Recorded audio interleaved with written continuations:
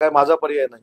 साहेब, बाळा मानेंनी एक असा आरोप केलाय की रत्नागिरीमध्ये 44,000 कोटींचा डांबर घोटाळा झालाय आणि नाही नाही, 4,40,00,000 असेल. कोणाचा प्रश्न विचारताय मला? ज्याला 4 वेळा डांबर फासलंय लोकांनी, त्याच्यामुळे त्यांच्यावर मी बोलत नाही.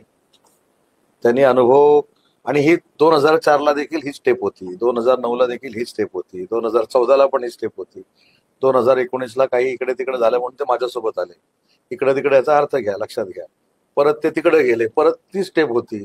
आता जे मतदारसंघ, जी लोक मला 50,000 हजार, एक मत, 1,00,000 मतांना निवडून देतात आणि हे पडतात, त्यांच्यावर मी काय बोलायचं?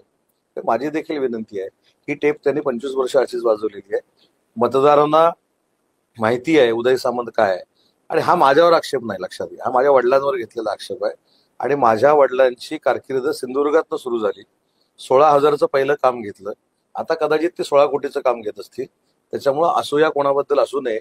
आपण त्यांनी देखील मोठं व्हावं ना, त्यांचे मुलं देखील कॉन्ट्रॅक्टर आहेत, त्यांनी देखील मोठं व्हावं. कदाचित त्यांनी फसवून MIDCला कुठं दुसरीकडे प्लांट लावले असतील, तरी मोठं व्हावं. मी तिकडे लक्ष देत नाही. जरी माझ्या विभागामध्ये त्यांनी अनियमितता केलेली आहे, तरी देखील मी लक्ष देत नाही. पुढे लक्षात घ्या.